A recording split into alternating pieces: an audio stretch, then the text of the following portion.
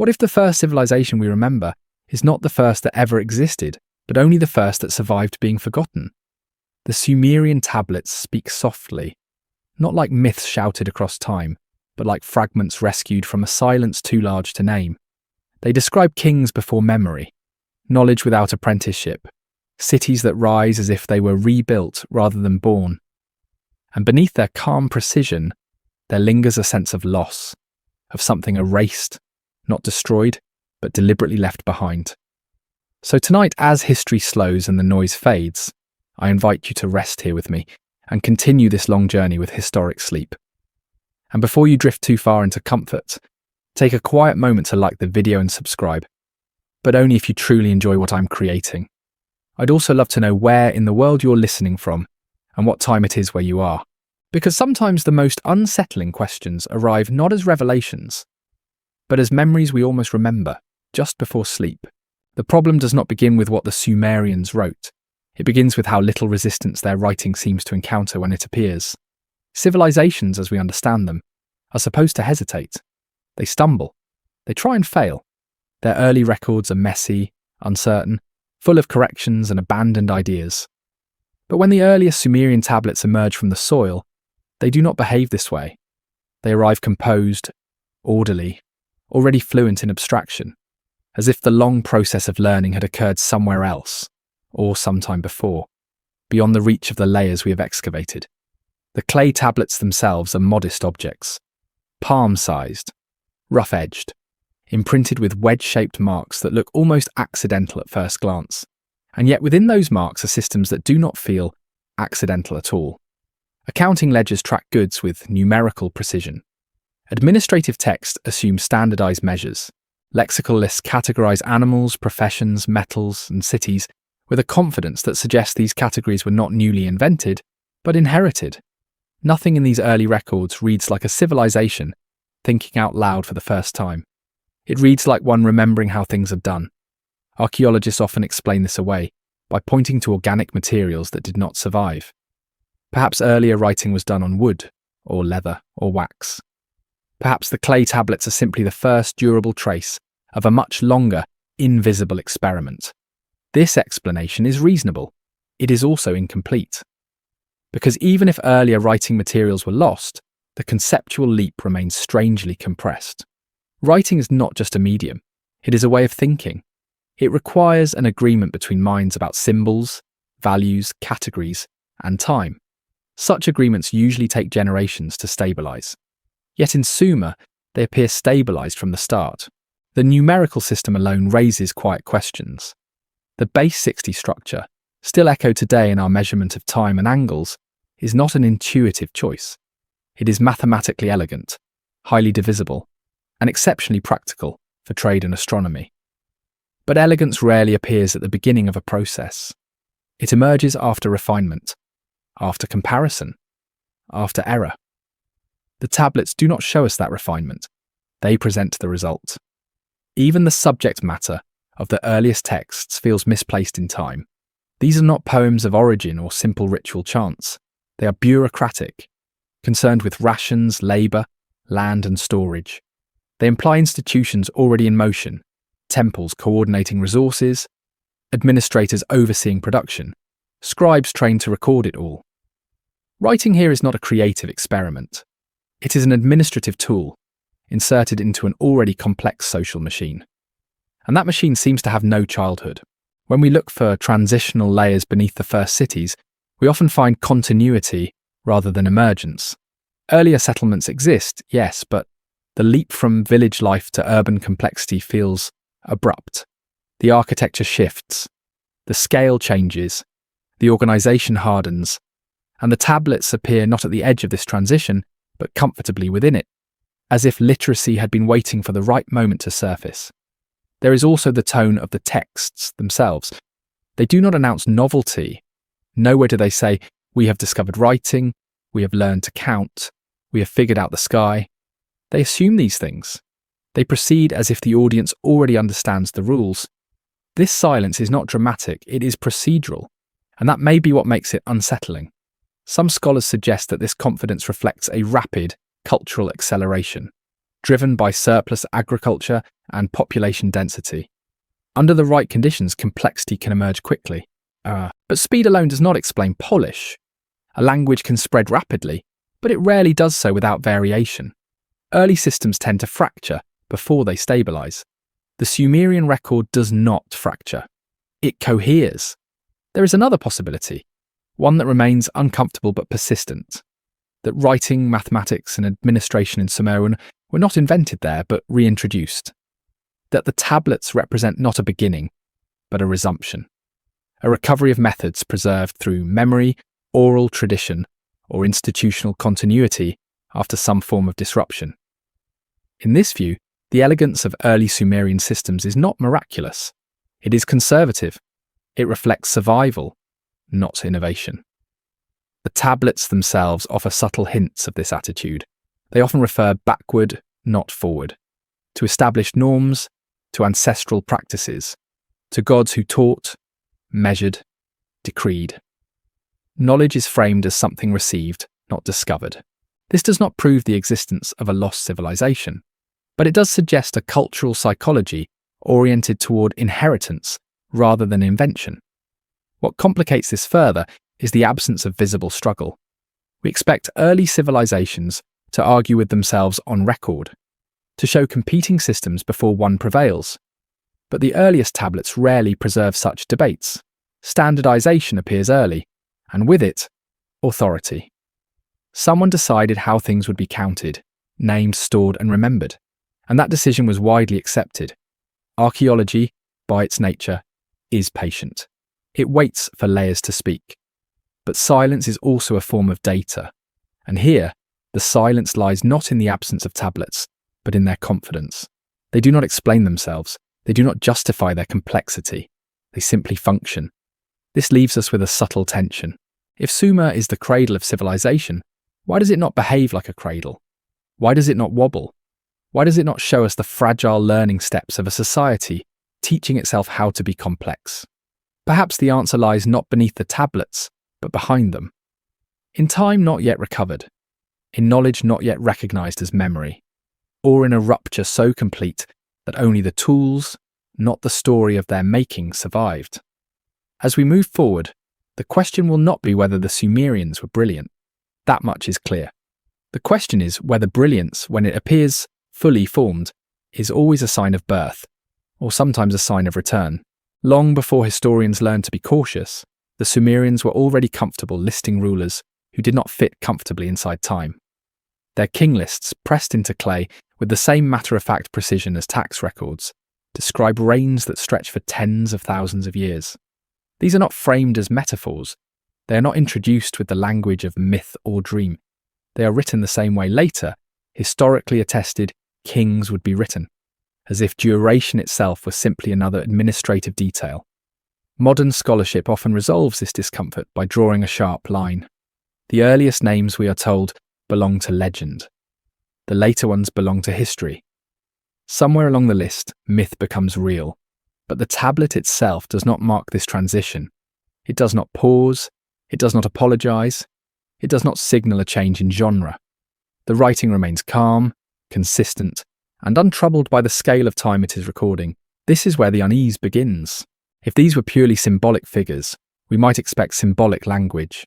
But what we find instead are structured successions, cities associated with each ruler, and the repeated assertion that kingship itself descended to a place. Authority in these texts is not invented. It arrives, it moves, it leaves one city and settles in another, as if governance were a transferable property rather than a human experiment. The phrase is revealing. Kingship does not emerge from social negotiation. It descends from elsewhere. For centuries, this has been interpreted theologically. The gods grant authority. The gods withdraw it. And within a religious framework, long reigns become acceptable exaggerations. Yet even within mythology, exaggeration usually announces itself. It swells. It dramatizes. The Sumerian king list does neither. It records vast spans of time with a tone so neutral that it feels almost bureaucratic. There is also the question of sequence. The list does not present these early rulers as isolated marvels. It treats them as part of an ordered chain. One reign ends, another begins, cities fall, others rise. The structure is linear, not cyclical, which is an odd choice for myth, but a natural one for record keeping. Some have suggested that the extraordinary lengths represent dynasties rather than individuals, compressed into single names. Others argue they are symbolic of celestial cycles, or expressions of sacred numerology. These explanations are thoughtful, and none can be dismissed outright, but each introduces a layer of interpretation that the tablet itself does not provide. We are explaining the text, not following it. What is rarely discussed is how familiar this list would have felt to its original audience. The scribes who copied it did not annotate it with confusion. They did not mark the early reigns as questionable. The list was preserved, recopied, and transmitted for centuries, suggesting it held authority even as later historical consciousness evolved. Something about it mattered enough to remember intact.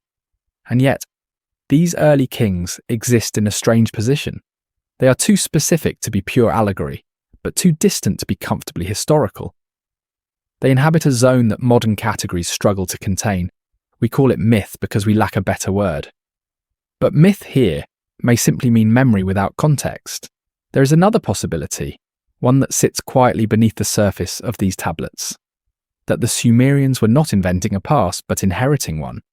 That the list records a tradition older than writing itself, preserved through ritual recitation or institutional memory, and finally fixed into clay when writing became available. In this case, the extraordinary reigns may not reflect literal lifespans, but the continuity of authority across generations that no longer distinguished individual rulers the way we do. If a civilization experienced a profound disruption, environmental, social, or technological, it might remember what came before in simplified forms. Names could collapse, timelines could stretch. What remains would not be a precise chronicle, but a silhouette of continuity. Kings before kings. This idea is uncomfortable because it suggests loss, not just of buildings or people, but of explanatory frameworks. The Sumerians may have known there was a before, without knowing exactly what it was, and rather than discard that uncertainty, they preserved it. The king list does not glorify these ancient rulers. It does not describe their deeds in detail. It simply places them, as if their primary importance was not what they did, but that they existed at all, that they anchored time beyond the remembered horizon. There is also a subtle shift that occurs later in the list. Reigns shorten, names multiply, cities change more rapidly. History, as we recognize it, begins to behave like history. But the tablet does not announce this shift as a beginning. It feels more like a return to normal scale after something immense and distant has receded. If Sumer were truly the first civilization, we might expect its foundational narratives to celebrate emergence, to tell stories of invention, struggle and ascent. Instead, its oldest records often look backward, toward a time when structures already existed, authority was already defined, and knowledge already belonged to the gods. This backward gaze does not prove the existence of a lost civilization, but it does challenge the simplicity of our timelines. It asks us to consider whether history begins where we have evidence, or whether evidence survives only where history allows it to. As we continue, the question deepens. If there were kings before kings, and authority before memory, then perhaps Sumer did not invent civilization so much as inherit its echo. And echoes, by their nature, tell us less about the source than about the space that once held it. There is a moment in every human craft when the hand hesitates, the line wavers, the proportions feel uncertain. This hesitation is how learning leaves its trace. We see it in early tools, in crude walls, in uneven marks scratched by people still discovering what their materials can endure. Yet when we look closely at the earliest technical knowledge preserved in Sumer, that hesitation is strangely absent. The systems do not wobble. They arrive already balanced. Mathematics appears without a visible childhood. The base 60 numerical structure is not only sophisticated, it is deeply practical. It divides cleanly into halves, thirds, quarters, fifths, sixths. It allows fractions to behave predictably. It suits trade, land measurement, timekeeping, and astronomy all at once. This is not the sort of system that typically emerges from trial and error at a village scale. It feels engineered, chosen for its versatility, not stumbled upon by accident. The tablets do not record debates about which numbers to use or how to structure calculation. They assume agreement. Multiplication tables exist. Reciprocal tables exist. There are instructions for solving practical problems involving volume, area, and labour distribution. These are not philosophical exercises. They are operational tools. And operational tools imply prior testing. Astronomical knowledge follows a similar pattern. The sky is already organised. The movements of celestial bodies are tracked with patience and regularity. Cycles are recognised, named, and anticipated. This requires long observation, often across generations. Yet the records do not read like the first attempts of observers trying to make sense of chaos. They read like the continuation of a discipline already underway. Measurement, too, behaves as if inherited. Units of length, weight, and volume are standardized early. This standardization implies authority and coordination. It implies that people agreed not only on numbers, but on what those numbers represented in the physical world. Such agreement is difficult to achieve, even in modern societies. In Sumer, it appears quietly, without explanation. One might argue that this knowledge developed rapidly due to favourable conditions. Abundant agriculture, dense populations, and centralised institutions can accelerate learning. But acceleration still leaves traces of motion. We expect to see overlapping systems, competing standards, provisional solutions. Instead, we see coherence. Even technical language feels settled. Terms for tools, professions, materials, and processes are already precise. Lexical lists categorize the world as if its categories were long familiar. This suggests not just knowledge, but confidence in that knowledge. The scribes are not exploring, they are recording. The absence of visible experimentation becomes more pronounced when we consider engineering. Irrigation systems require an understanding of water behavior, gradients, seasonal variation, and maintenance. Poorly designed canals fail quickly. They flood fields or dry them out. The early Sumerian systems functioned well enough to sustain large urban populations. This implies that mistakes had already been made somewhere, sometime before, even if they are no longer visible to us. What is striking is how rarely the tablets explain how knowledge was acquired. There are instructions but few origin stories. Skills are presented as gifts from the gods or as ancestral practices. This framing shifts attention away from invention and towards stewardship. Knowledge is something to be preserved and applied, not questioned or reinvented. This attitude makes sense in a society that views itself as living after something, rather than at the beginning of everything. If knowledge survived a rupture, then protecting it would matter more than celebrating its creation. Teaching would focus on accuracy, not curiosity. Deviation would feel dangerous. Modern minds often resist this idea because it suggests vulnerability. We prefer narratives of steady progress, where complexity increases smoothly over time. A reset disrupts that comfort. It introduces the possibility that knowledge can be lost faster than it is gained, and that recovery may involve remembering more than inventing. There are hints of this caution in the way Sumerian texts treat errors. Mistakes are corrected, but rarely explored. The goal is fidelity. The correct form matters. This is not the mindset of pioneers charting unknown territory. It is the mindset of caretakers maintaining a fragile inheritance. None of this proves the existence of an advanced civilization before Sumer, but it does suggest that Sumerian knowledge does not behave like a first draft. It behaves like a cleaned copy, something edited, something stabilized after uncertainty has already done its work elsewhere. The question then becomes not who taught the Sumerians, but what they believed they were responsible for. Their records imply duty more than discovery: to measure correctly, to observe accurately, to maintain order between earth and sky. These are obligations, not experiments. If civilization truly began in Sumer, we might expect joy in novelty. Instead, we find restraint, precision, a quiet seriousness, as if the people pressing clay into form understood that what they were preserving was not theirs alone. Perhaps knowledge, like memory, can survive catastrophe only by shedding its stories. The how and why fall away. What remains is the method, the number, the measurement. Useful, transferable, but strangely anonymous. As we move deeper into this landscape, the unease grows, because if knowledge can arrive without a childhood, then it may have had one somewhere else. And if that childhood ended abruptly, then the calm competence of Sumerian science may be less a triumph of invention than a testament to survival. And survival, especially after loss, tends to speak softly, leaving us to wonder what had to disappear for such clarity to remain. The flood enters the Sumerian record without ceremony. It is not framed as an origin, not celebrated as creation, and not described with the wonder we might expect from a first beginning. Instead, it appears as an interruption, a dividing line, a moment when something continuous is forced to stop, and something afterward must begin again with what remains. In later retellings, the flood becomes dramatic, moralized, populated with divine anger and heroic survival. But in its earliest traces, especially within Sumerian tradition, it behaves more like a reset than a mythic climax. Time is measured differently on either side of it. Kingship passes through it. Knowledge survives it. Memory bends around it. The king list is revealing here. Before the flood, reigns stretch beyond comprehension.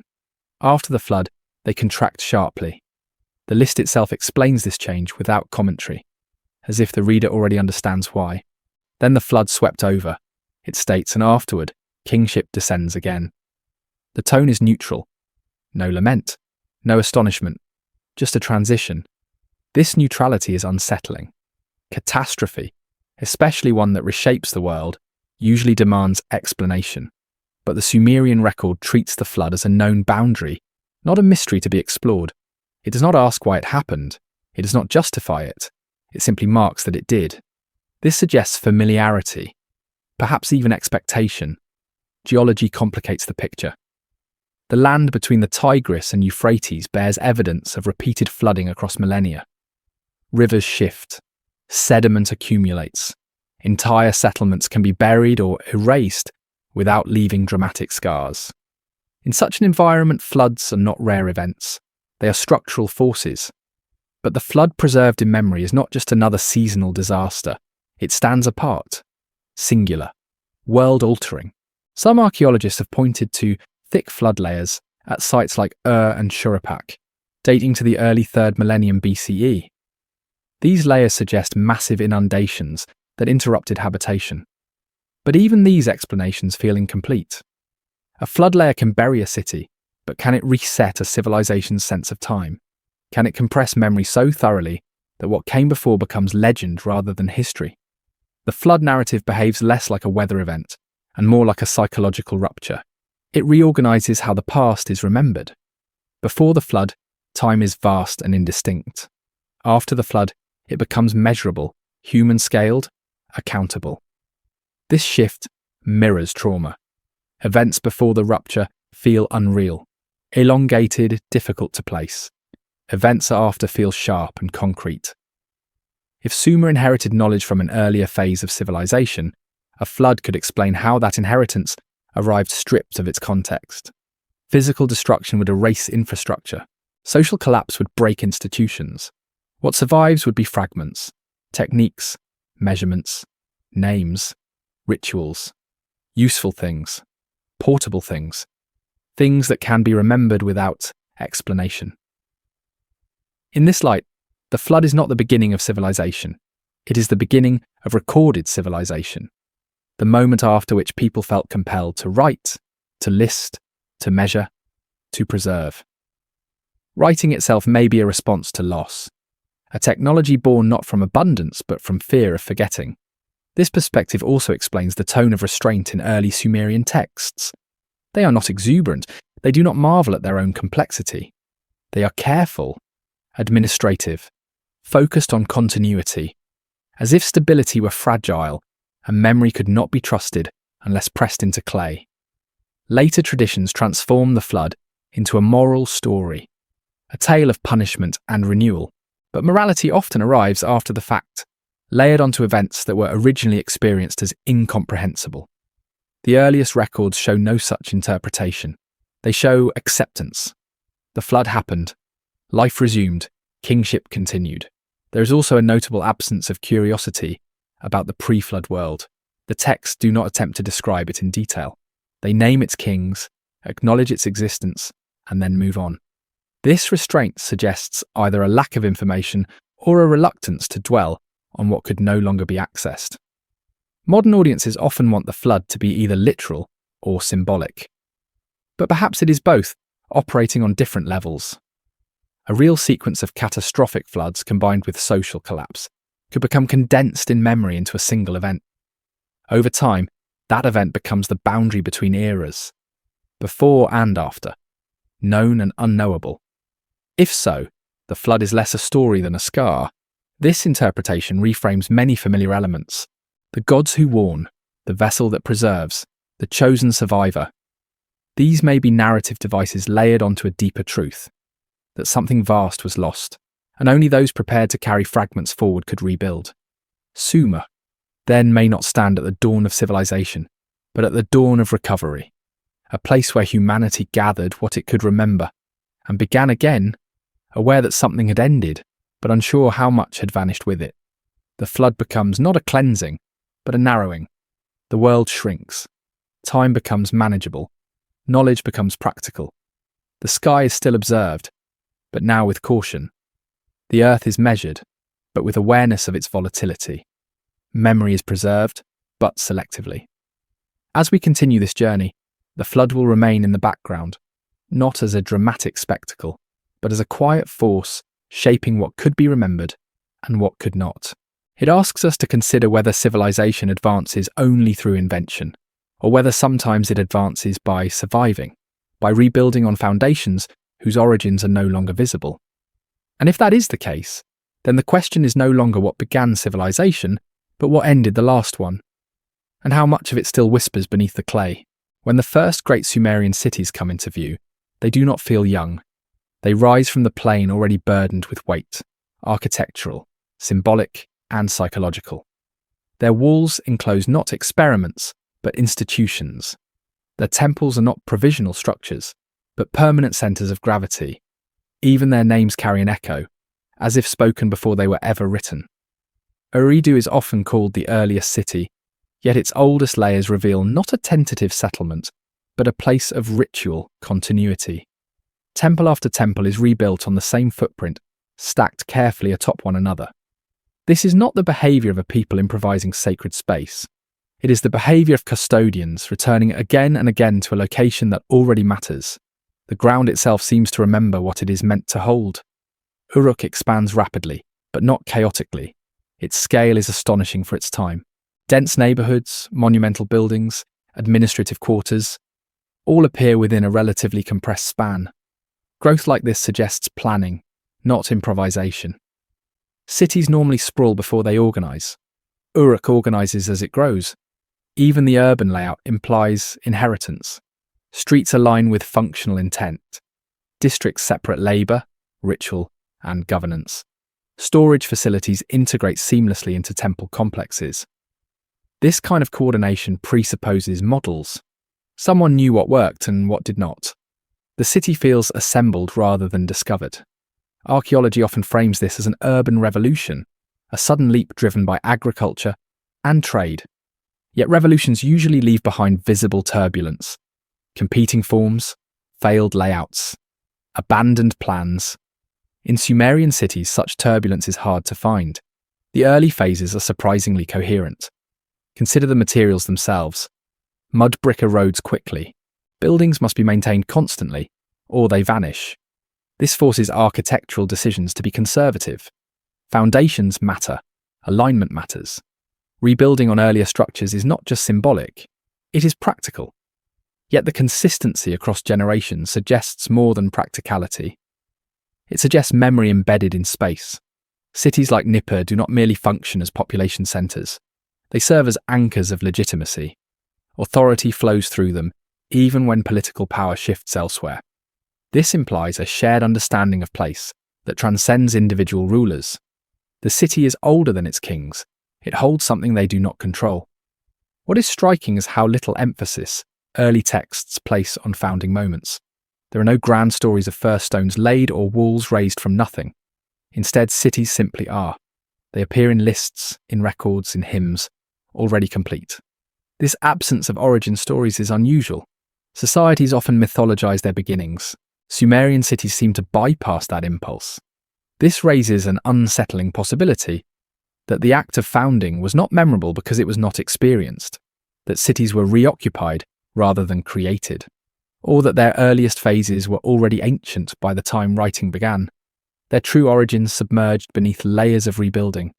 The landscape itself supports this ambiguity. The alluvial plain is dynamic. Rivers shift course, sediment accumulates, structures sink. Entire neighborhoods can be swallowed slowly, quietly, without dramatic collapse. Over centuries, a city can become layered into itself, its earliest phases inaccessible without deep excavation. What we call the beginning may simply be the earliest layer we can still reach. There is also a psychological dimension to cities that appear already old. They shape how people think about time. Living among structures that predate memory encourages reverence, not innovation. It reinforces the idea that order comes from the past, not the future. This aligns with the Sumerian emphasis on tradition, on maintaining what the gods established. If Sumer inherited fragments of an earlier civilization, cities would be the most difficult inheritance to preserve. They cannot be carried, they must be rebuilt. In doing so, their form may persist even as their story fades. The city becomes a template, not a memory. People follow its logic without knowing who first conceived it. This could explain the strange maturity of Sumerian urban life. Not the exuberance of pioneers, but the discipline of inheritors. Cities are treated not as experiments, but as obligations. They must function. They must endure. They must honour something older than their current inhabitants. Modern archaeology often celebrates the ingenuity of the Sumerians in creating urban civilization. That ingenuity is undeniable. But ingenuity can express itself in preservation as much as invention, in knowing what not to change, in recognising structures that work and refusing to abandon them. As we move through these ancient streets in our imagination, the question is not how quickly Sumer learned to build cities, but why it felt compelled to build them this way. Why monumentality arrives so early. Why sacred and administrative spaces are intertwined from the start. Why cities feel less like beginnings and more like continuations. Perhaps the older cities were not born in Sumer, but remembered there, reassembled from principles that survived catastrophe, adjusted to a new landscape, a new scale, a new world, but still guided by patterns older than the clay that records them. If that is true, then Sumerian cities are not evidence of sudden brilliance, but of resilience, of humanity's ability to reconstruct complexity from fragments, to inhabit spaces shaped by forgotten hands, and to call them home without fully understanding who first imagined them. And beneath the streets and temples, beneath the layers of brick and sediment, there may still be the outline of something earlier, not a ruin we can excavate, but a design we continue to follow, long after its origin has slipped beyond memory. The Sumerian gods do not hover at the edges of reality. They stand at its centre, not as distant metaphors, but as active participants in the organisation of the world. They are invoked not primarily to explain the unknown, but to regulate the known. Their authority is practical, procedural, and deeply embedded in daily life, shaping how land is divided, how labour is assigned, and how time itself is measured. Among them, the Anunnaki occupy a particularly ambiguous position. Their name suggests descent, arrival, a movement from elsewhere into the human realm. Yet the texts do not linger on where they came from. They focus instead on what they do. They establish order. They define roles. They allocate domains of responsibility between gods and humans. Their actions resemble administration more than creation. This distinction is subtle, but important. In many mythologies, gods bring the world into existence through dramatic acts of creation. In Sumer, the world already exists. What the gods provide is structure. They fix boundaries. They assign functions. They decide how things are supposed to work. The universe, as presented in these texts, is less a miracle than a system. Knowledge, within this framework, is never framed as human discovery. writing, agriculture, law, craftsmanship. These are gifts delivered complete. Humans are taught how to use them, not how to invent them. There is no celebration of curiosity or experimentation. Instead, there is emphasis on correctness. To perform a ritual improperly, to measure incorrectly, to mismanage resources is not merely an error. It is a violation of cosmic order. This way of thinking shapes the tone of the civilization. Innovation becomes risky. Stability becomes sacred. The past holds authority because it is closer to the source of instruction. The gods are not just powerful, they are precedents. They represent how things were first set, and therefore how they must remain. Temples embody this philosophy in physical form. They are not just symbolic centers of worship. They function as economic engines, storing surplus, distributing rations, coordinating labor. The god who resides in the temple is treated as the true owner of its wealth. Priests and administrators act not as leaders, but as caretakers, managing resources on behalf of an unseen authority. This arrangement blurs the boundary between religion and bureaucracy. The divine and the administrative are inseparable. Authority does not flow upward from the people, nor outward from rulers. It flows downward from the gods, whose legitimacy is unquestioned because it is ancient. What is striking is how little interest the texts show in explaining the gods themselves. Their origins are vague, their motivations are rarely explored. They simply are. This mirrors the treatment of knowledge itself. Systems exist without explanation. Methods function without origin stories. Both are accepted as given.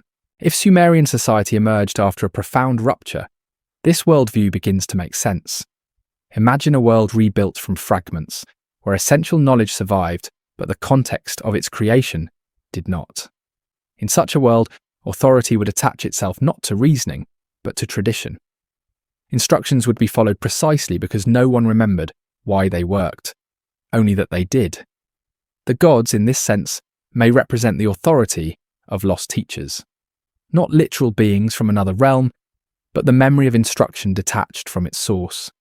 Over generations, as explanations fade, reverence fills the gap. What was once taught becomes sacred. What was once practical becomes divine.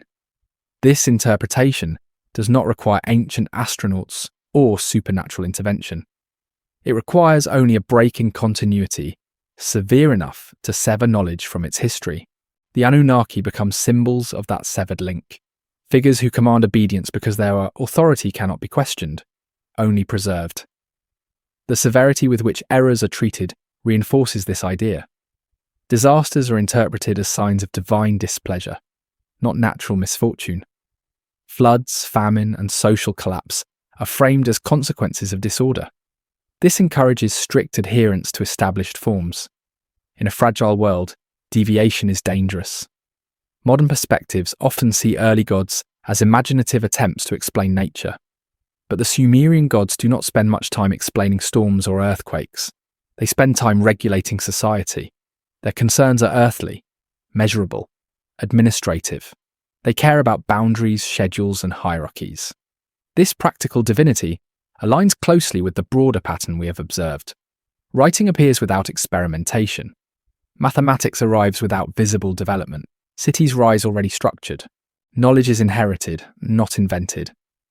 And the gods preside over all of it, ensuring continuity rather than change. Taken together, these elements suggest a civilization oriented toward preservation. Not the excitement of beginnings, but the discipline of survival. The gods are guardians of stability, not agents of progress. They anchor society to a framework that predates living memory. As time passes, the gods become more distant. Their direct involvement recedes into ritual. Their commands harden into law. Yet the systems they oversee endure. The city functions. The calendar turns. The measures remain consistent. The inheritance holds. This leaves us with an unsettling thought, that what Sumer called divine instruction may be the residue of human knowledge carried across a collapse. That the gods speak with authority not because they are supernatural, but because their origins lie beyond recall. If that is the case, then civilization did not begin with inspiration, but with obedience. Not with bold invention, but with careful repetition. guided by voices that sounded divine only because the memory of their human source had been erased by time. And in that quiet obedience, humanity may have rebuilt the world, faithfully, precisely, and without ever fully understanding who first taught it how. Time in the Sumerian world does not feel discovered, it feels inherited. The way days are divided, months named, years tracked, and cycles anticipated suggests a familiarity that goes beyond observation. The sky is not approached as a mystery to be solved, but as a system already known, one that must be watched carefully so that its patterns are not forgotten. The calendar appears early, and it appears complex. Lunar months are synchronized with agricultural seasons. Intercalary months are introduced to correct drift. This requires long-term observation and a willingness to adjust models when prediction and reality diverge. Yet the records do not read like the tentative notes of people learning to align heaven and earth. They read like maintenance logs, concerned with keeping an existing system accurate. The division of time itself reflects this attitude. The base 60 system does not merely organize numbers, it organizes duration, hours, minutes, angles of celestial movement, all become expressions of a numerical logic that assumes precision matters. This is not time measured loosely by sunrise and sunset alone. It is time measured to coordinate labor, ritual, and authority. Astronomical texts track the movements of the moon, planets, and stars with patience that borders on reverence. Certain celestial events are expected, recorded, and interpreted within established frameworks. The sky is not chaotic. It behaves, and its behavior is meaningful because it repeats. What is striking is the absence of surprise. Eclipses are noted but not described as unprecedented. Planetary cycles are recognized, not marveled at. The tone is observational, not speculative. This suggests that the sky had been watched for a very long time before these records were pressed into clay. To recognize cycles, one must witness repetition. To predict them, one must remember their timing. And to trust those predictions, one must inherit records or traditions spanning generations. Yet the tablets do not preserve the early stages of this learning. They preserve its continuation. Timekeeping also intersects with power. Rituals must be performed at precise moments. Festivals align with celestial events. Kingship itself is legitimated through alignment with cosmic order. To rule incorrectly is not just a political failure, but a temporal one. Authority depends on being in sync with the sky. This intertwining of time and legitimacy reinforces the idea that temporal knowledge is not optional. It is foundational. Whoever controls the calendar controls labor, agriculture, ritual, and memory. Timekeeping becomes a form of governance. The gods, once again, are said to have established these systems. They fix the days, they define the months, they decree when rituals must occur. Human error in timing is dangerous because it disrupts cosmic balance. This framing removes time from the realm of experimentation. It becomes law. From a modern perspective, this can be explained as early astronomy, developing rapidly in response to agricultural needs. Crops depend on seasons, floods depend on cycles, predicting them improves survival. But necessity alone does not explain refinement. Many societies depend on agriculture without developing such precise temporal frameworks so early. There is also the question of scale. Some cycles tracked by the Sumerians extend beyond a single human lifetime. Long-period astronomical patterns require records passed down faithfully over centuries. Oral tradition alone struggles with such precision. Writing helps, but writing itself appears alongside already structured knowledge. This suggests continuity. Either observation began long before writing, or writing captured a discipline already mature. In either case, the sky had been studied patiently, methodically, and with purpose long before the earliest tablets we possess. Timekeeping also shapes how history is perceived. The Sumerian past stretches unevenly. Pre-flood time feels vast and undefined. Post-flood time becomes measured, segmented, accountable. This mirrors the structure of the calendar itself. Time becomes something that can be organized only after disruption. If the flood marked a rupture, then re-establishing temporal order would be urgent. Knowing when to plant, when to harvest, when to prepare for inundation could mean survival. The sky becomes a guide not just to ritual, but to resilience. In such a context, Inherited astronomical knowledge would be invaluable. Even fragments could be reconstructed into a working system. Precision would be emphasized, deviation discouraged. The calendar would not be a space for creativity, but for fidelity. The calm confidence of Sumerian timekeeping may therefore reflect not ease but anxiety. A desire to anchor life to something reliable after the ground itself proved unstable. The sky, unlike the river, follows patterns that can be trusted, if remembered correctly. This perspective reframes the sophistication of early astronomy. It is not merely evidence of intellectual brilliance, but of necessity shaped by memory. The stars become reference points in a world where terrestrial landmarks can disappear beneath water and sediment. As centuries pass, this temporal discipline becomes tradition. What began as survival hardens into ritual. The reasons fade, the forms remain. Time is kept not because people remember why it matters, but because it always has. If Sumer represents a civilization rebuilding after loss, then its relationship with time makes sense. It does not celebrate novelty, it respects cycles. It looks upward not in wonder, but in vigilance. The sky is watched because forgetting its rhythms once had consequences. And so, beneath the tablets that record rations and rituals, beneath the hymns that praise divine order, there is a quieter story. A story of people who learned, perhaps painfully, that time must be tracked, not trusted to memory alone. As we move forward, this discipline will echo across cultures, carried outward through trade, conquest, and imitation. But here, in its earliest preserved form, timekeeping feels less like invention and more like remembrance. A careful counting of moments in a world that had already learned what happens when counting stops. Archaeology is often described as the science of layers. Each stratum of soil is expected to tell a story in sequence. The deeper one digs, the further back in time one travels. Yet in southern Mesopotamia, the ground does not always cooperate with this expectation. There are places where the story thins, where continuity frays, where what should be there is simply not. Excavations at major Sumerian sites frequently encounter a strange compression of time. Mature urban layers sit directly atop much simpler ones, with little in between. The gradual transitions archaeologists expect, the long apprenticeship from village to city, from tool to institution, are often elusive. Instead, complexity appears abruptly, as if a chapter has been torn from the book. This absence is not uniform, and that is what makes it unsettling. In some places, thick flood deposits interrupt habitation. In others, earlier layers are disturbed, truncated, or missing entirely. Rivers migrate. Sediment accumulates. Water reshapes the land relentlessly. These processes can erase evidence without malice or intention. But erosion alone does not explain why what remains feels selectively incomplete. The alluvial plain is a difficult place to preserve memory.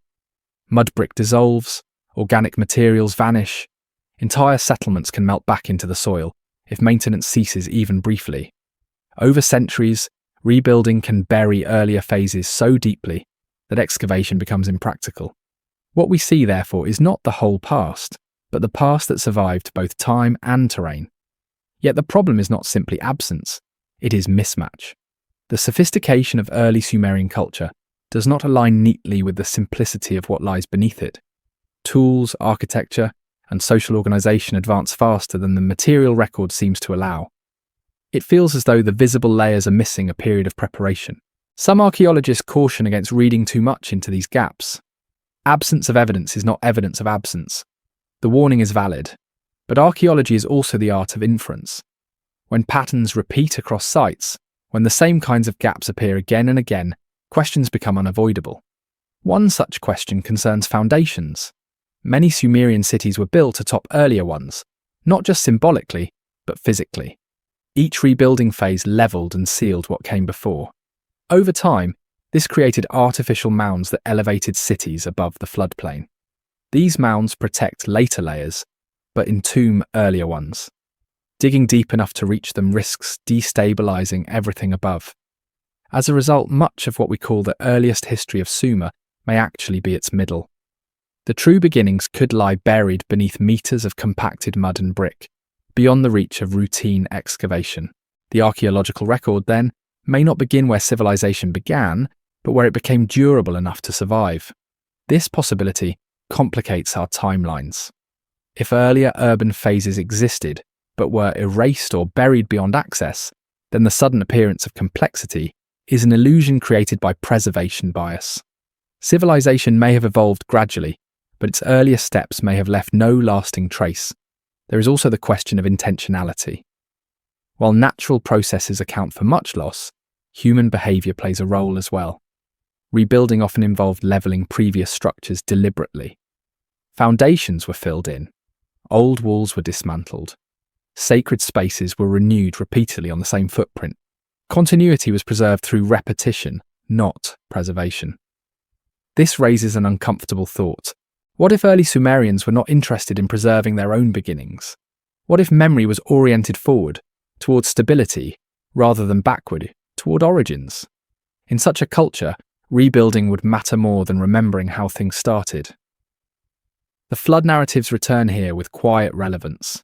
A catastrophic inundation would not only destroy physical structures, but also disrupt social memory. Survivors would focus on rebuilding what worked, not documenting what failed. Over generations, the reasons behind certain practices would fade, even as the practices themselves endured. Archaeology tends to privilege what can be touched, but culture is also shaped by what is remembered and what is forgotten. If a civilization rebuilt itself after loss, its material record would reflect resilience rather than curiosity. The past would be compressed, simplified, and eventually mythologized. This perspective reframes the gaps in the ground. They may not point to a lack of history, but to a history that did not prioritize leaving a trace. A history lived, adapted, and overwritten by necessity. Modern excavation techniques continue to push deeper, revealing earlier phases in some locations. But even as new layers emerge, they rarely resolve the central tension. Complexity still arrives faster than expected. Systems still appear coordinated early on. The missing middle remains stubborn. Perhaps the problem lies in our expectations. We imagine civilization as a linear ascent, each stage clearly visible in the dirt. But human history may be more fragile than that. It may advance, collapse, and resume, leaving behind uneven footprints. If Zuma represents a recovery rather than a beginning, then archaeology would capture that recovery imperfectly. The tools and systems that survived would stand out sharply against the silence of what did not. The record would feel unbalanced because it is. This does not require a lost golden age or a vanished empire. It requires only time, water, and human pragmatism. Knowledge can survive collapse more easily than structures. Methods can be carried where buildings cannot. When people resettle, they bring ideas with them, not layers of soil. The earth beneath Sumer, then, may not be hiding a forgotten city in the dramatic sense. It may be hiding something quieter, the slow, unrecorded accumulation of experience that made later brilliance possible. Experience that left few durable marks. As we sift through these layers, both present and absent, the question shifts. It is no longer simply what lies buried, but what was never meant to last. What knowledge was carried forward without leaving its own origin behind? The ground is silent on this matter. It offers fragments, not answers. And in that silence, we are left to wonder whether the most important chapter of civilization is not the one we cannot find, but the one that taught humanity how to begin again after everything solid was taken away. When the story of Sumer is allowed to stand alone, it feels exceptional. But when it is placed beside other early civilizations, its sharp edges begin to soften, and something more unsettling emerges. Patterns repeat. Not perfectly, not mechanically, but with a familiarity that is difficult to ignore. It is as if different cultures, separated by geography and time, were solving the same problems with memories they did not know they shared. Across the ancient world, civilizations appear with an unexpected degree of readiness. In Egypt, monumental stone architecture rises early, aligned with the sky and charged with symbolic permanence. In the Indus Valley, cities emerge with advanced sanitation, standardized bricks, and precise urban planning. In ancient China, early dynasties exhibit sophisticated metallurgy and calendrical systems. In the Americas, long before European contact, complex societies track celestial cycles and shape landscapes at monumental scale. Each culture develops within its own environment, facing unique constraints. Yet again and again, similar solutions surface. Measurement systems stabilize early. Time is divided with care. Authority aligns itself with cosmic order. Architecture reaches upward or outward, asserting durability in a fragile world. These are not inevitable outcomes of human settlement alone. They are choices, repeated. Independent invention explains some of this. Humans share cognitive limits and physical needs. But independent invention rarely produces such parallel priorities at such early stages. It tends to produce variation first, standardization later. Here we often see the reverse. Flood narratives deepen the unease. They appear in Mesopotamia, Egypt, India, China, the Americas, and beyond. The details differ, but the structure persists. A world undone by water, a remnant preserved, knowledge carried forward, civilization renewed. These stories are often dismissed as symbolic responses to local disasters. Yet their recurrence suggests a shared psychological framework, a collective memory of vulnerability, passed down until it hardened into myth. Calendars offer another resonance. In many early civilizations, timekeeping's not casual, it is formal, ritualized, and tied to authority. The sky becomes a reference point more reliable than the earth beneath one's feet. This obsession with celestial order implies not curiosity alone, but dependence. When the land is unpredictable, the heavens become anchors. Writing systems too follow a similar trajectory across cultures. They appear first as tools of administration rather than storytelling. They track goods, labour, tribute, and obligation. Writing emerges not to express emotion, but to preserve structure. This suggests a shared pressure, complexity advancing faster than memory can handle. What is rarely emphasized is how quickly these systems stabilize. Early scripts, calendars, and architectural forms do not linger long in experimentation. They consolidate rapidly. This consolidation implies either extraordinary acceleration or prior experience. Some scholars argue that the agricultural revolution explains this pattern. Farming creates surplus, surplus creates specialization, specialization creates civilization. But agriculture itself often appears abruptly, with domesticated plants and animals emerging with little visible trial. The long experimental phase seems compressed or absent. This compression invites an uncomfortable question. What if humanity had practiced these systems before? Not in one global civilization, but in multiple regional expressions that rose, fell, and left uneven traces. What if later civilizations were not inventing from nothing, but reassembling fragments of older knowledge that survived collapse? In such a model, Sumer becomes one of several re-emergence points rather than a singular origin. Its confidence would not be miraculous, but inherited. Its sophistication would reflect memory rather than novelty. Ancient cultures themselves often frame time as cyclical. Ages end. Worlds reset. Knowledge is lost and rediscovered. These ideas are usually interpreted metaphorically, but metaphors often preserve experience when direct explanation fails. A society that has lived through collapse may encode that trauma into its cosmology. Modern history resists this interpretation because it disrupts linear progress. It introduces fragility. It suggests that advancement can be undone, that brilliance can vanish, and that recovery may look like sudden invention, only because earlier phases are gone. Archaeology quietly supports this discomfort.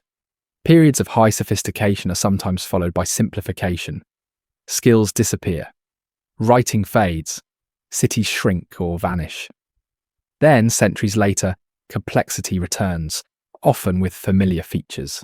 When we view Sumer alongside other ancient cultures, it begins to feel less like a beginning and more like a convergence, a moment when conditions allowed inherited ideas to crystallize again into durable form. Clay, stone, and ritual become containers for memory.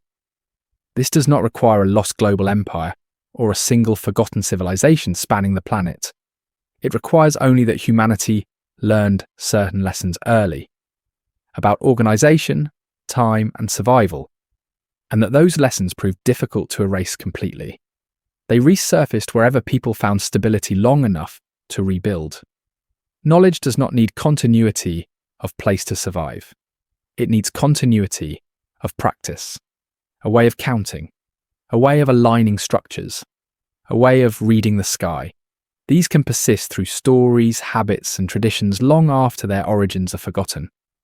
The echoes between Sumer and other ancient cultures may therefore reflect shared resilience rather than shared ancestry, humanity remembering imperfectly how to structure itself after forgetting nearly everything else. Seen this way, Sumer's role changes. It is not the cradle, but a mirror, one of the first places where recovery became visible enough to record itself, where memory hardened into administration, where survival became civilization again. As the lens widens, the mystery does not resolve. It multiplies.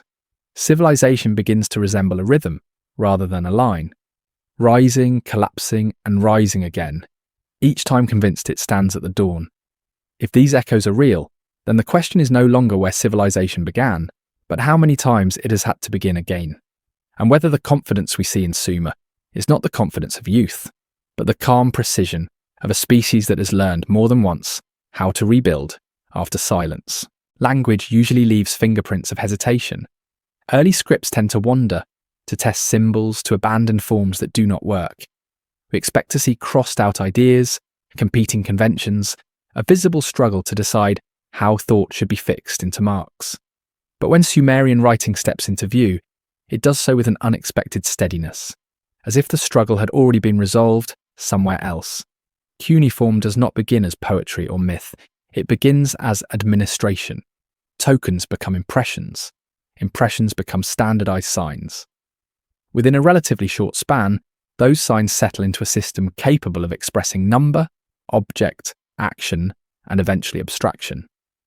What is striking is not that this happens, but how little uncertainty survives in the record. The earliest tablets already assume a shared understanding between writer and reader. There is no extended phase where symbols are wildly inconsistent. Variations exist, but they feel regional rather than experimental. The core logic of the script is already in place. Signs carry agreed meanings. Syntax behaves predictably. The system functions. Writing is more than a tool. It is a contract. For a script to work, many minds must agree on how marks relate to meaning. This agreement rarely forms instantly. It usually requires negotiation, correction, and time. Yet the Sumerian record gives us the impression of consensus without debate. This is especially evident in lexical lists. These tablets catalogue words systematically: animals, professions, tools, materials, places. They do not read like explorations of language, but like inventories of a known world. Categories are assumed, boundaries are fixed. The scribes are not discovering how to name reality, they are recording how it is already named. One explanation is that writing evolved rapidly because it served urgent needs. Managing surplus, labour, and trade required precision. The pressure of complexity forced innovation. This is plausible, but urgency tends to produce rough solutions first, refined later. In Sumer, refinement appears early. The signs themselves suggest familiarity. They are efficient, economical, optimized for repeated use in clay. Awkward forms disappear quickly. What remains feels tested. Writing behaves less like a new invention and more like a technique being formalized. There is also the question of literacy. Writing does not spread slowly outward from a single experimenter.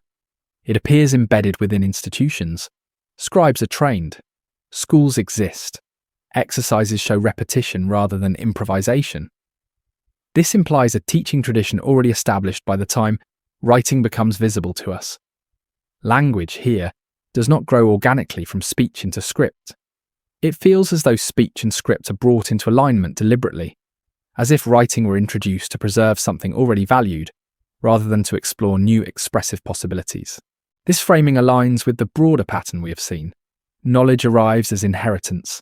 Systems are maintained, not questioned. The past holds authority. Writing in this context becomes a stabilizing force, a way to freeze correct forms before they drift. There is a subtle conservatism embedded in early cuneiform culture. Once a sign is established, it persists. Even as spoken language evolves, the script retains older forms. Writing becomes a guardian of memory, rather than a mirror of change.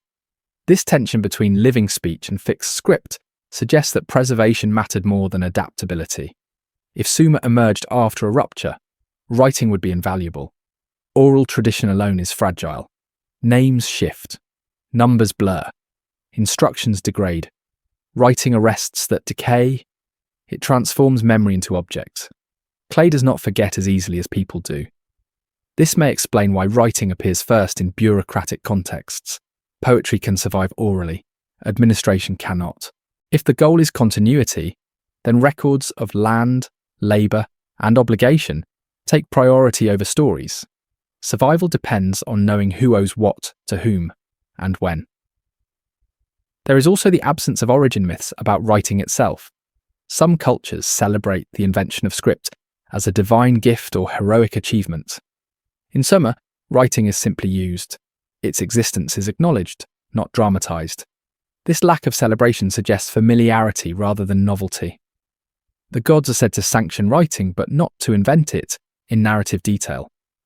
Once again, instruction replaces explanation. Writing exists because it must. Its correctness matters more than its origin. From a modern perspective, this feels inverted. We value creativity, innovation, expression. We expect writing to begin as art. But in a society shaped by loss, priorities shift. Expression becomes secondary to accuracy.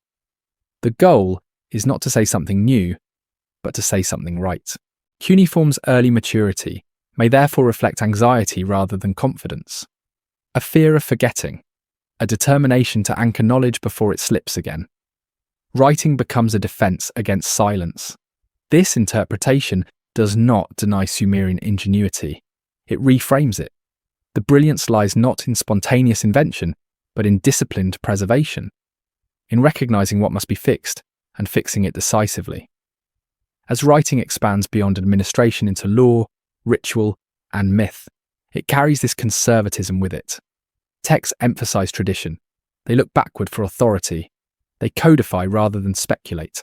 Language becomes a vessel for continuity. If there was a time before Sumer, when knowledge circulated without writing, that time left few durable traces. Writing may have emerged precisely because that loss was felt, because memory proved insufficient, because something important had already vanished once. Seen this way, the fully formed nature of early Sumerian writing is not a mystery of sudden genius. It is a response to fragility, a civilization deciding, consciously or not, that some things could no longer be trusted to living minds alone. And so, the first words pressed into clay do not announce a beginning. They announce a safeguard, a quiet insistence that this time, whatever has been learned will not be allowed to disappear without leaving a mark.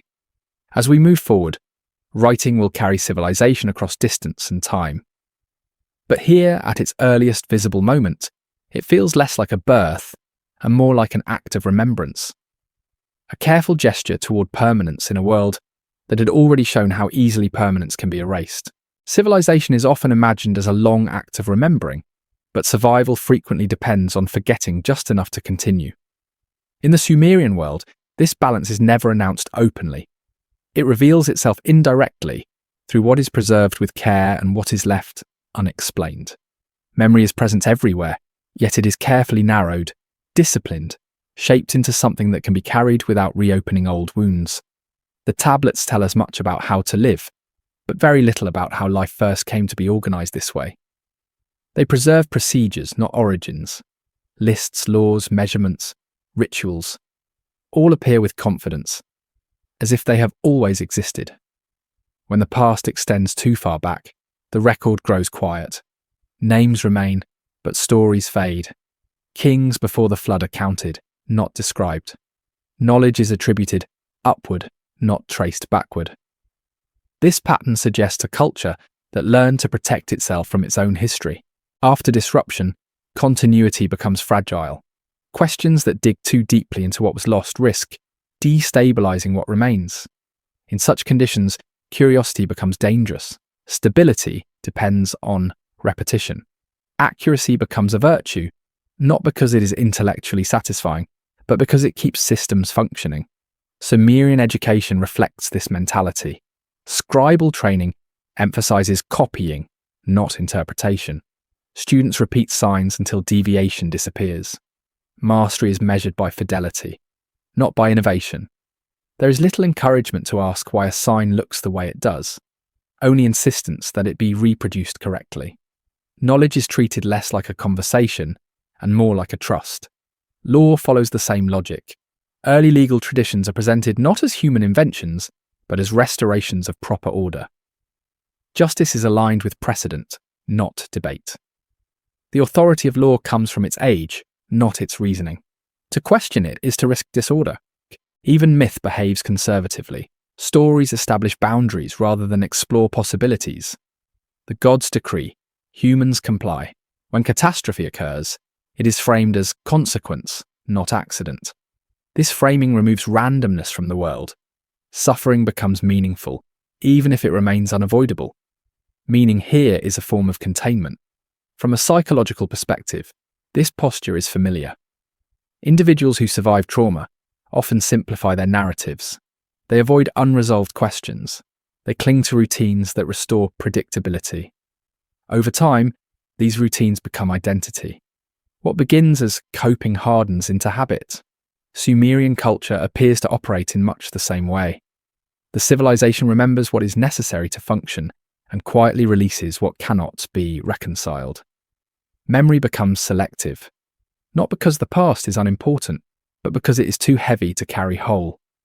The gods play a crucial role in this process. By attributing the origins of knowledge and order to divine authority, unanswered questions are relocated beyond human reach. The gods become repositories for missing explanations. They hold the weight of origins so society does not have to. This arrangement allows daily life to proceed without confronting the fragility of its foundations. The flood narrative is the clearest expression of this strategy. The flood is remembered as a boundary, not an investigation. Its causes are moralized, its mechanics are ignored. The pre-flood world becomes distant, almost unreal. By framing the rupture as divine will, the culture avoids confronting the possibility that human systems failed, or that nature acted beyond comprehension. What matters is not what ended, but what continued. This approach reshapes how time is experienced. The distant past becomes indistinct. The recent past becomes authoritative. The future is approached cautiously, guided by precedent rather than imagination. Progress exists, but it moves within narrow channels. Innovation is allowed only where it does not threaten alignment. Modern observers often interpret this conservatism as intellectual limitation, but it may be more accurate to see it as restraint. A culture that has learned, perhaps painfully, that not all knowledge is stabilizing, that some questions, once asked, cannot be answered in ways that allow society to hold together. In this light, forgetting is not failure, it is maintenance. The insistence on order, precision, and repetition takes on new meaning. Counting, measuring, recording. These are not merely administrative acts, they are acts of reassurance. They confirm that the world still follows rules, even if those rules were inherited from a time no longer understood. Writing itself becomes part of this strategy. Clay tablets do not ask questions, they preserve answers. Once a form is fixed, it resists drift. Writing arrests uncertainty. It freezes knowledge at a moment deemed correct and shields it from reinterpretation. As generations pass, this frozen knowledge acquires authority. Children learn systems without knowing their origins.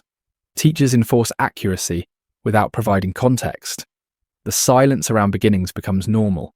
What was once a choice becomes tradition. Later cultures inherit this silence along with the systems themselves. They receive the measurements, the calendars, the myths, and the omissions. They fill the gaps with their own stories, often unaware that those gaps were created intentionally, or at least necessarily. Seen this way, Sumer's confidence feels different. It is not the confidence of a civilization discovering itself for the first time. It is the confidence of a society that has already learned what happens when foundations fail. It knows what must be protected and what must not be disturbed. As this journey moves forward, the tension between memory and forgetting grows sharper. If civilization depends on selective silence, then history is shaped as much by what was set aside as by what was preserved. And if that is true, then the deepest mysteries may not lie buried beneath sediment or hidden in broken tablets. They may exist in the quiet spaces where explanation once reached its limit, places where questions were gently, deliberately, allowed to fall away so that life, order, and continuity could endure. Every age inherits a version of the past, that feels complete enough to live with. It does not arrive as a deception, but as a framework, one that quietly defines which questions feel reasonable, which feel speculative, and which feel unnecessary. In this way, history is not only recorded, it is filtered. When Sumer is presented as the first civilization, the narrative settles into place with remarkable ease. There is a beginning. Writing emerges, cities rise, administration follows. Everything before becomes prehistory, a word that suggests not just distance, but inaccessibility. What lies beyond it is not denied, but it is placed outside the story that matters. This structure is comforting. It offers a clean arc. Humanity awakens, learns, and advances. The messiness of collapse, loss, and repetition is minimized. The past becomes a ladder rather than a landscape. But ladders require fixed rungs. The moment we suggest that Sumer may have inherited, rather than invented, the ladder begins to wobble. If complex knowledge can survive catastrophe and reappear elsewhere, then beginnings are no longer singular. They are conditional. They depend not on discovery alone, but on recovery. And that complicates the story we tell ourselves about progress. Modern historical institutions are not conspiracies. They are systems designed to produce reliable knowledge. They value evidence that can be verified, replicated, and agreed upon.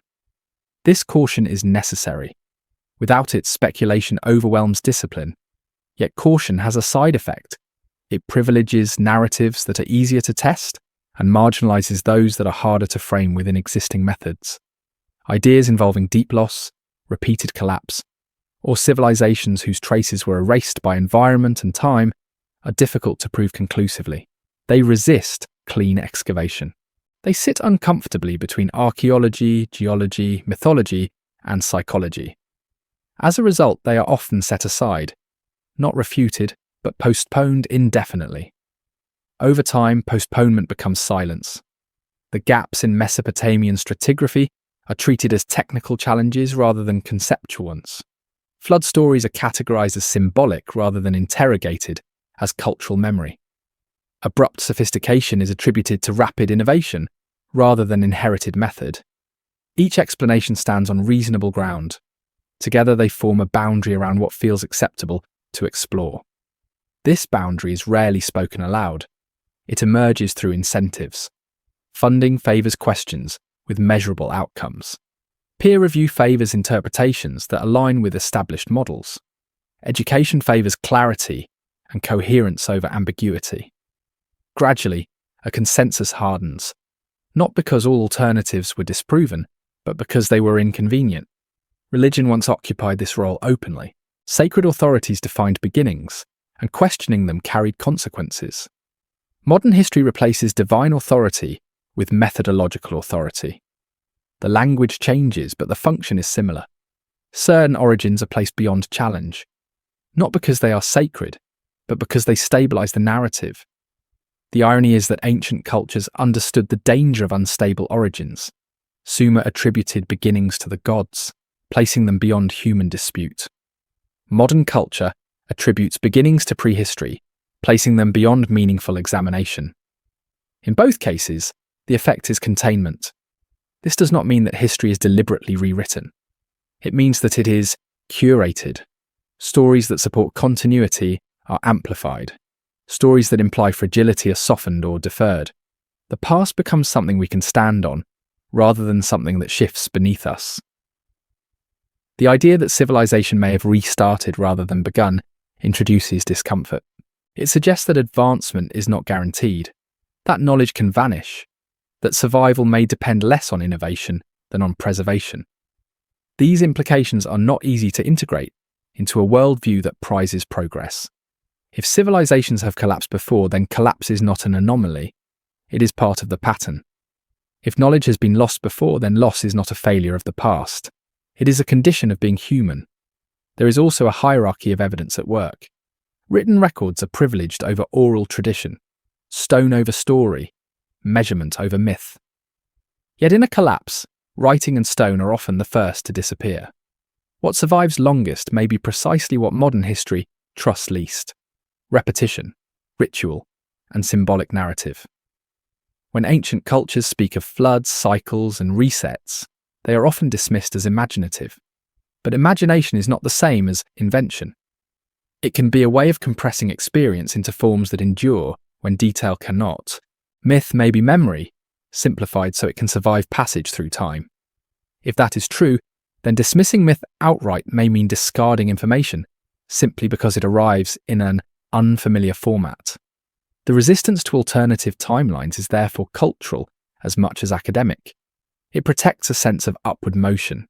It reassures us that the present stands at the furthest point reached so far, rather than on a plateau shaped by earlier rises and falls.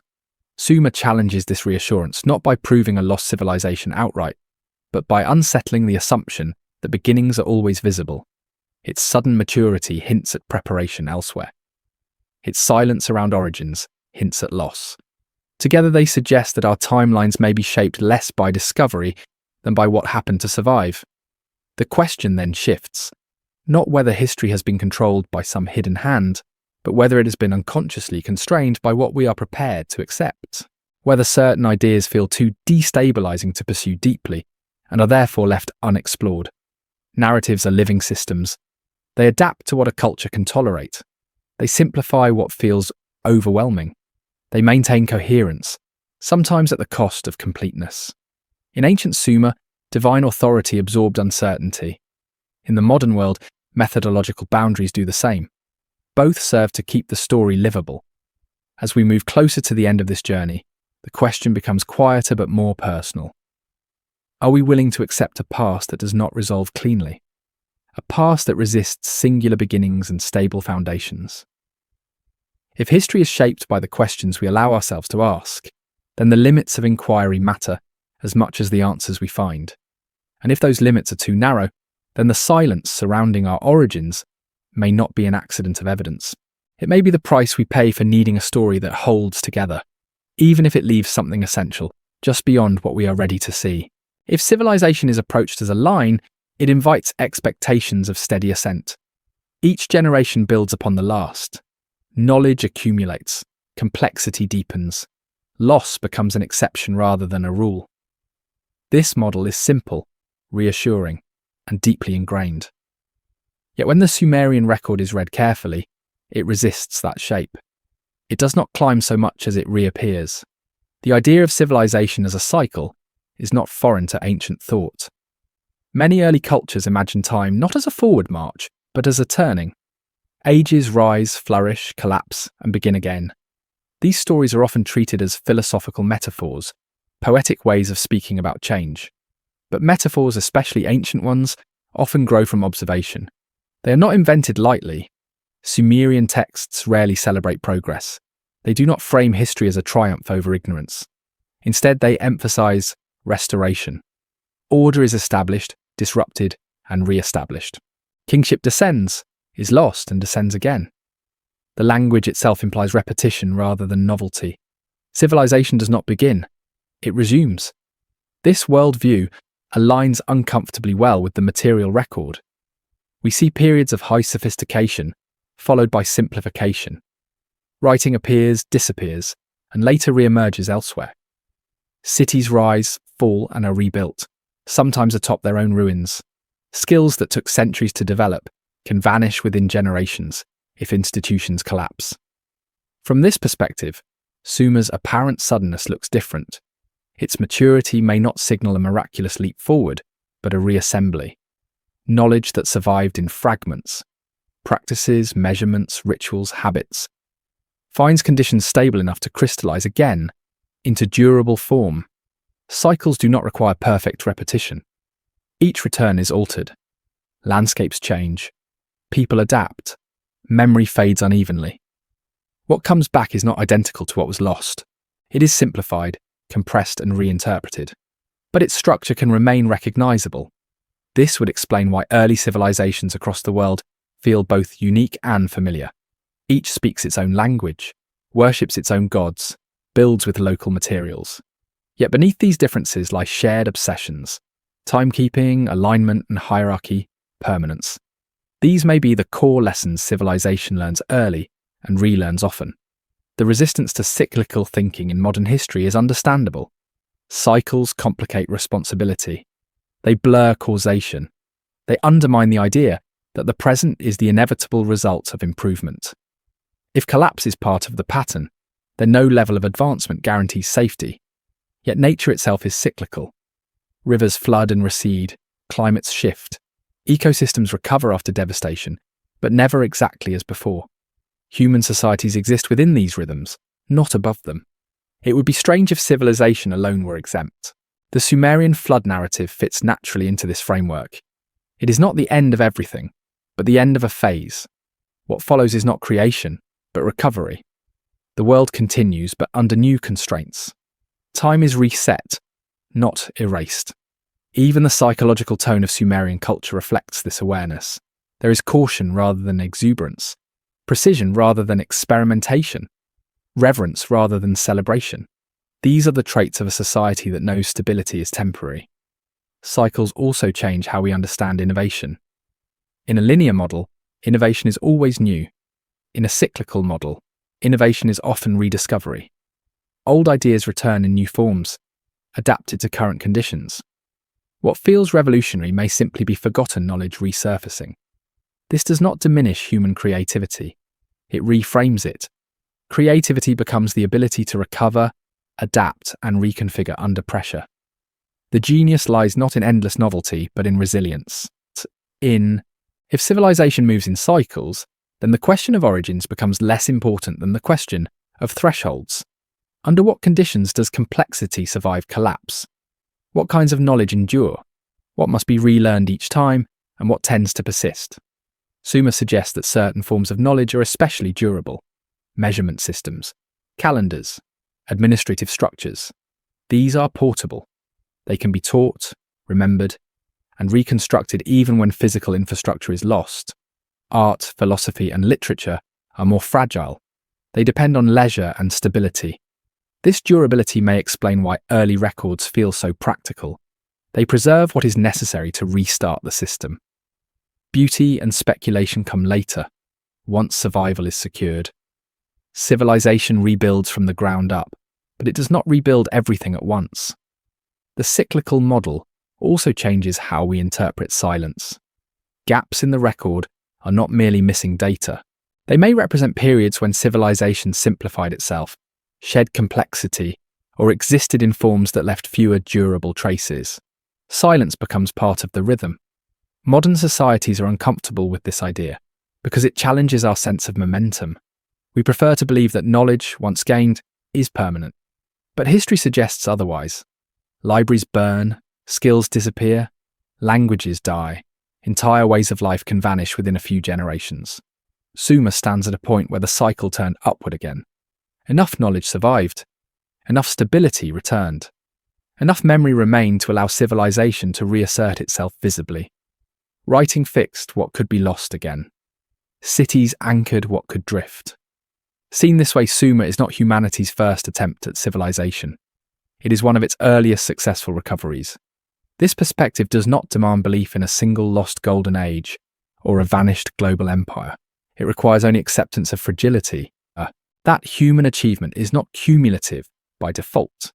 That progress can reverse. That civilization may need to be rebuilt more than once.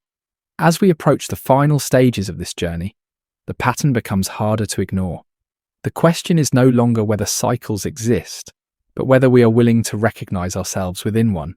If civilization has risen and fallen before, then our own era is not unique. It is a moment within a larger rhythm. And if Sumer's calm precision reflects the discipline of recovery, then its legacy is not a beginning, but a warning quietly preserved in clay. Not that civilization is fragile because it once collapsed, but that collapse is part of what civilization is. And what matters most is not how high it rises, but what it remembers when it begins again. There is a quiet discomfort that surfaces whenever the idea of a civilization before civilization is raised. It is not outrage, not disbelief, but a subtle resistance, a tightening of the narrative. The suggestion feels unnecessary, even threatening. Not because it overturns facts, but because it destabilizes a deeper assumption, that we stand at the most advanced point reached so far, looking backward at a simpler world. The fear is not of the past. it is of implication. If complex societies existed before Sumer, then complexity is not a guarantee of permanence. If knowledge has been lost before, then accumulation does not equal security. If entire systems can vanish, then progress is not a shield. These ideas do not merely challenge history, they challenge identity. Modern culture defines itself through advancement. We measure success by novelty, by innovation, by what separates us from those who came before. A past that rivals or exceeds us even briefly erodes that distinction. It suggests that intelligence is not unique to the present, and that wisdom may not move in one direction. This discomfort explains why alternative interpretations of ancient evidence are often met with impatience rather than engagement. The issue is rarely the evidence itself. It is the conclusion it invites. A conclusion that implies vulnerability. Sumer, in this sense, is unsettling not because it hints at something older, but because it does so calmly. There is no drama in its records about beginnings, no triumphal language, no sense of having reached a pinnacle. Instead, there is restraint, administration, preservation. The tone of a culture that understands limits. This tone clashes with modern expectations. We expect early civilizations to be naive, exuberant, unsure of themselves. Sumer is none of these. Its confidence feels earned rather than discovered. An earned confidence implies experience. The fear deepens when we consider how easily modern systems could fail. Our knowledge is vast but also specialized. It depends on infrastructure, energy, coordination. Remove these, and much of what we know becomes inaccessible. Skills that once lived in hands now live in machines. Memory outsourced is memory at risk. Seen through this lens, the idea of lost knowledge becomes less fantastical and more familiar. We already live with it. We just call it obsolescence. Ancient cultures may have understood this fragility more directly. They lived closer to the forces that could erase them. Floods, droughts, seismic shifts, social collapse. These were not abstractions. They were lived realities. A civilization that survived such events would learn caution. It would prioritize continuity over expansion, preservation over experimentation. This helps explain why Sumerian culture does not glorify innovation. Change is present, but it is managed carefully. The gods sanction order, not disruption. The past holds authority. These are not the values of a culture intoxicated by progress.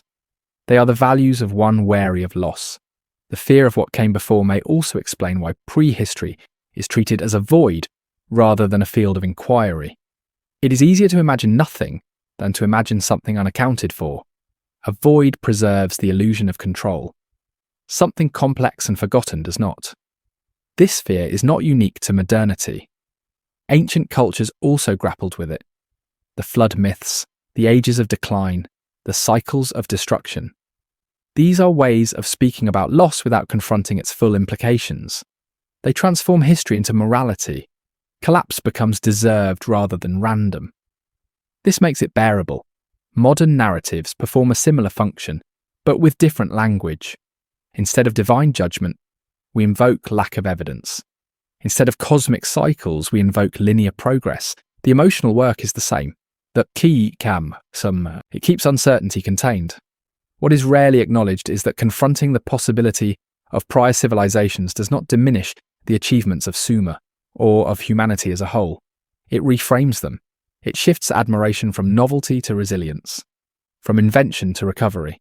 A culture that rebuilds after loss, preserving what matters and discarding what cannot be carried, demonstrates a different kind of intelligence, one that values endurance over expansion, one that understands that survival may depend on knowing when not to ask certain questions. This perspective also forces us to reconsider our relationship with history.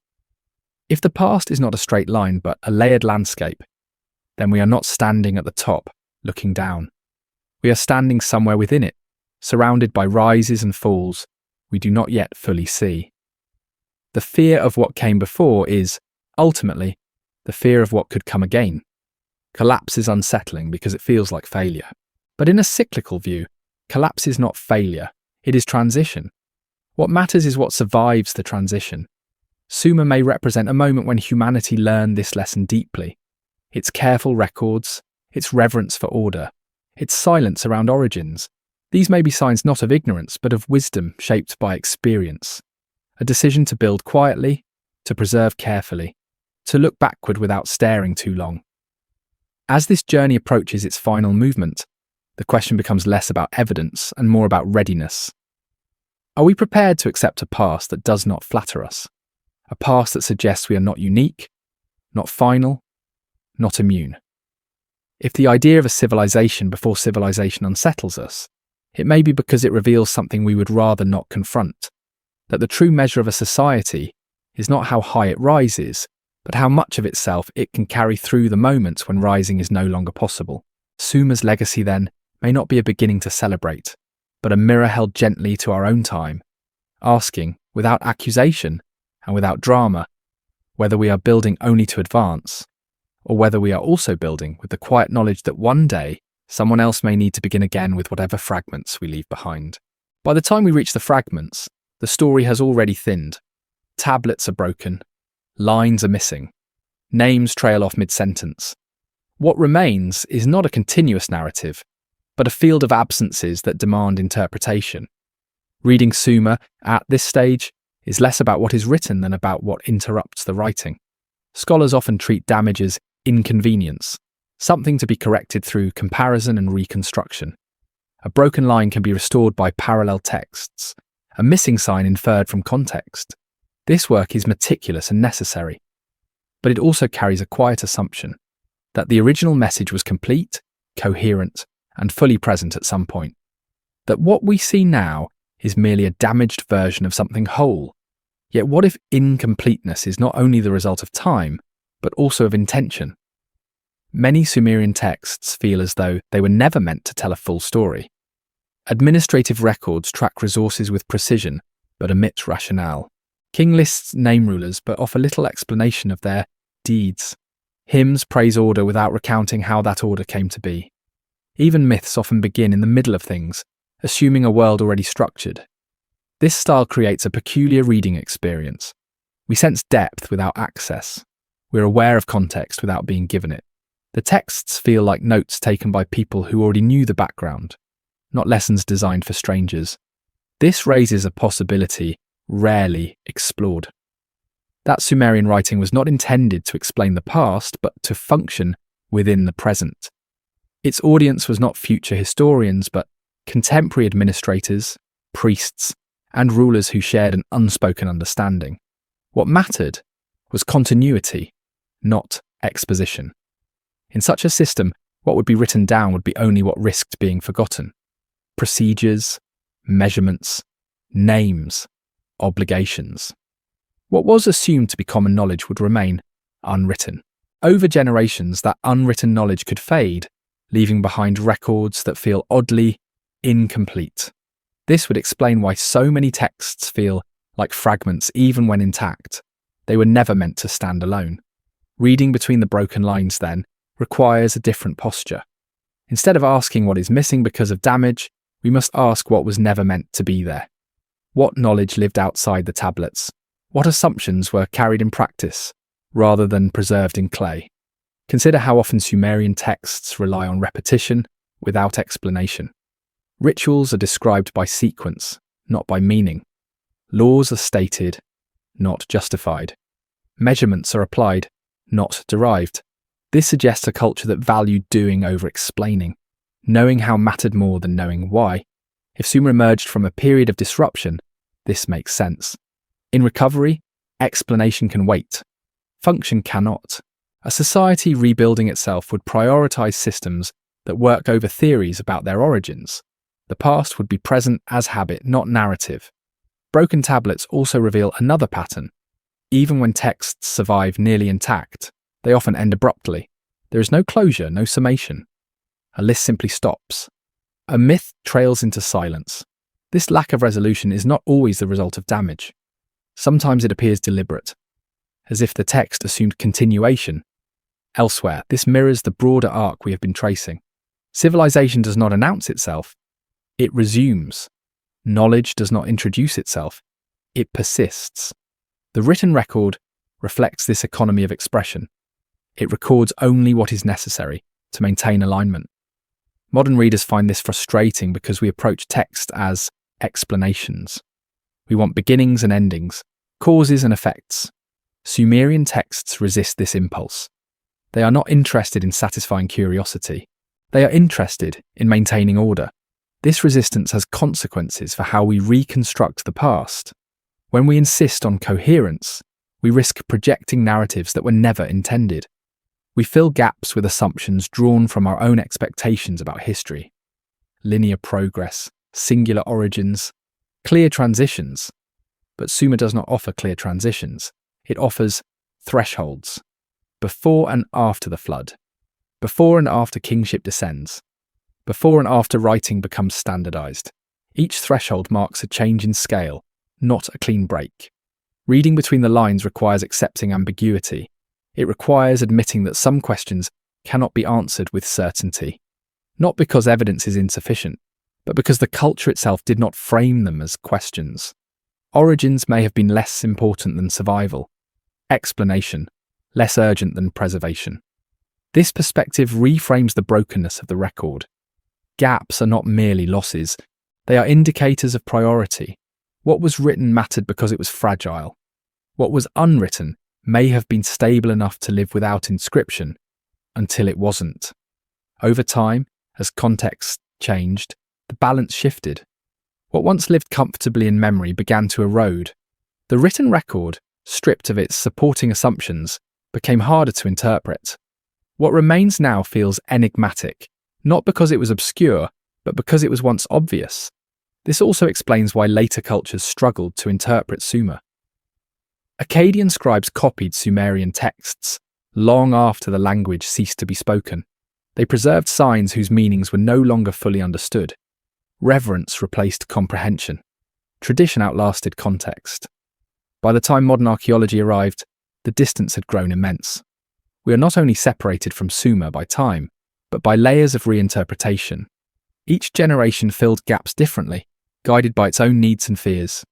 Reading between broken lines therefore becomes an exercise in humility.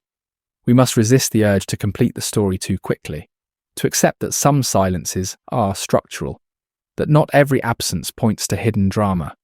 Some point to a culture that chose not to speak where speaking was unnecessary. At the same time, we cannot ignore what the silences imply. A society that writes confidently, without explaining itself, suggests inherited knowledge. A record that begins midstream suggests continuity beyond visibility. Broken lines hint at stories that were never meant to be told in full. This leaves us in a delicate position. We can neither accept the tablets at face value, nor dismiss their implications. We must hold uncertainty without rushing to resolve it. Listen for patterns without forcing conclusions. As we approach the final movement of this journey, the fragments take on a different weight. They are no longer obstacles, they are guides. They tell us where not to expect clarity, where history resists narration. Sumer, read this way, becomes less a text to be decoded and more a signal to be interpreted. It tells us that civilization may not leave behind a complete account of itself, that what survives is shaped as much by necessity as by intention. And if the most important chapters of human history were never written because they did not need to be, then our task is not to recover them whole, but to recognize their outline in what remains. To accept that the broken lines are not failures of preservation, but reflections of a world that valued function over explanation, continuity over confession. In that acceptance, the mystery does not disappear. It deepens, and it prepares us for the final question. Not what we can still uncover, but what we are willing to live with not knowing. By the time the final tablets fall silent, the question no longer feels historical. It feels personal. What began as an inquiry into Sumer becomes an inquiry into ourselves, into how we understand beginnings, and why we cling to them so tightly. The search for the first civilization slowly gives way to a quieter realization. Perhaps we have been asking the wrong kind of question all along. Sumer does not insist on being the first. It never makes that claim. It does not announce a dawn or celebrate a breakthrough. It records, measures, lists, and preserves. It behaves like a civilization that knows what it is doing, but not like one that believes it has invented everything from nothing. Its confidence is not triumphant. It is composed, That composure has followed us through every layer of this journey, in the sudden maturity of its writing, in the king lists that stretch time beyond comfort, in the gods who organize rather than create, in the cities that appear already old, in the calendars that assume long memory, in the silences where origins should be. Again and again, Sumer gestures backward without explaining what it sees. At first, this feels unsatisfying. We want answers, we want proof, we want a lost city, a buried monument, a clear line we can draw and label. But the deeper we look, the clearer it becomes that Sumer is not pointing us toward a single revelation. It is pointing us toward a pattern. Civilization does not seem to begin once and then unfold smoothly. It appears, stabilizes, fractures, and appears again. Each time it carries forward what it can. Each time it leaves something behind. What survives is not everything, but what is useful, repeatable, and teachable. What is lost is often the story of how it all came together. If this is true, then the idea of a civilization before civilization is less radical than it sounds. It is not a hidden empire waiting to be uncovered. It is a recognition that human societies may have reached complexity, lost it, and rebuilt it more than once. That intelligence and organization are not rare sparks, but recurring capacities shaped by environment, memory, and necessity.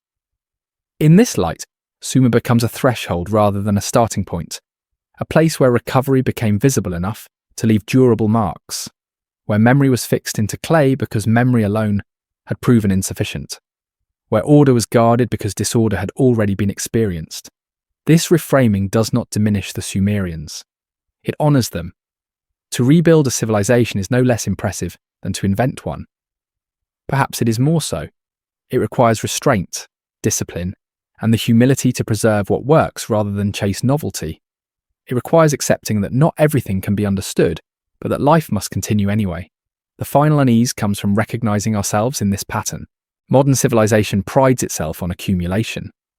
We store knowledge digitally, redundantly, globally. We assume that what we know will always be retrievable. Yet our systems are fragile in ways that feel uncomfortably familiar. Energy grids, supply chains, data centers, institutional memory. All depend on continuity. Remove that continuity, and much of what we call knowledge becomes inaccessible overnight. We tell ourselves that this time is different. That collapse belongs to the past. That progress has insulated us from repetition. But history, read carefully, does not share our confidence. It whispers instead that complexity always carries risk, and that memory is never as secure as it feels. Sumer's silence around origins may therefore be its most important lesson. It suggests that civilizations do not always survive with their explanations intact. They survive with habits, structures, and rules, the scaffolding of daily life. The reasons fade, the forms remain. If future societies were to encounter fragments of our world, they might see sophistication without context, technologies without instruction, systems without stories. They might assume sudden brilliance, or divine intervention, or mysteries beyond reach. They would not see our learning curves, our debates, our failures. Those would be gone. In that future, we would become someone else's Sumer. This realization shifts the tone of the entire journey. The question is no longer whether there was a civilization before civilization.